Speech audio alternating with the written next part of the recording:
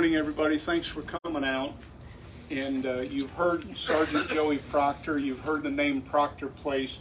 Many of you know, but probably an equal number do not understand the significance and the history behind why that name was chosen. Now, I'm going to tell you the story in a minute, but for those of you that don't know, when the family members of military members are referred to as Blue Star families because they have a service member that's serving. If their loved one is killed in the line of duty, they become Gold Star families, a club that none of them ever wished to join, but yet they find themselves in. Well, Lloyd and Sharon Proctor are a Gold Star family. Lloyd is a Navy veteran. They also have with them their other son, Eddie, who is an Army veteran. And there's a legacy of service because besides Joey and Eddie, the two sons, your son Bradley and Joey's son Joey all joined the military. So it is a family tradition and a legacy of service through 3 generations here. Would you join me in welcoming and thanking the Proctor family?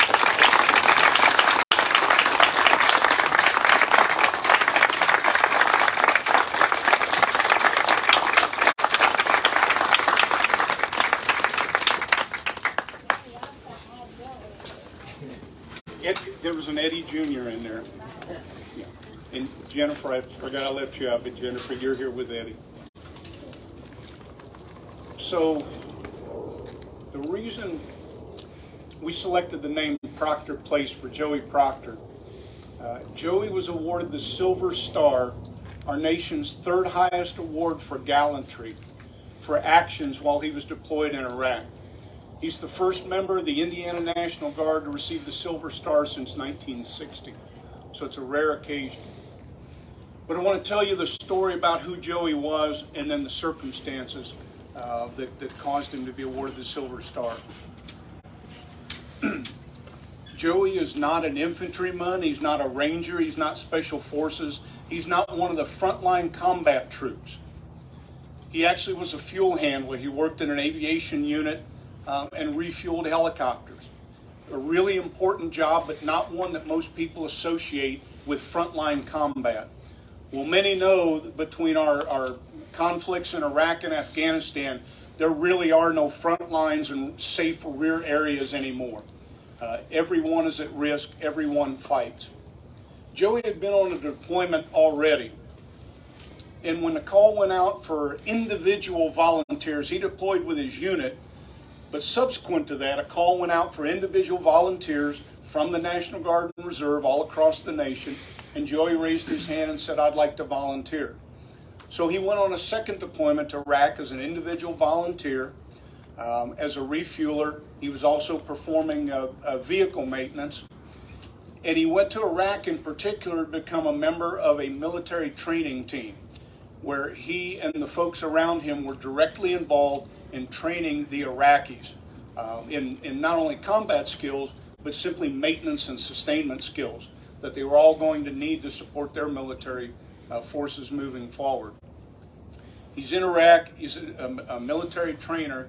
The call went out because they needed some folks at the most remote outpost in the Anbar province of Iraq. Joey volunteered, so he's out there doing his duty. Well, on the 3rd of May, 2006, the small isolated base camp that they were stationed at came under indirect fire. That's artillery and mortars that are falling inside the compound where Joey's at. Shortly after that, they came under direct arms fire. This is people firing rifles at them. Joey was inside the barracks, a concrete structure, and was safe. But he recognized that his base camp and his comrades were under attack. He didn't have to go out, but he donned his protective gear, grabbed his weapon, went outside to see what he could do to protect his teammates and to protect the compound he was in. What they realized very quickly was they were under what's called a complex attack. The indirect fire and the direct fire was a diversion while they tried to destroy the entire outpost with a large dump truck-sized vehicular bomb. The dump truck made it through the west gate. It was barreling down to the center of the compound where all the structures were.